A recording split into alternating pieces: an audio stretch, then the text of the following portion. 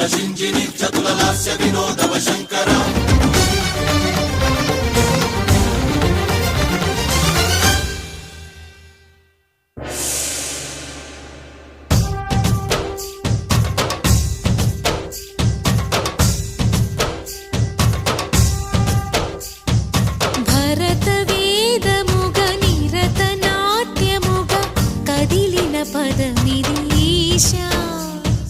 శివని వేదనగా అవని వేదనగా పలికెను పదము పరేశ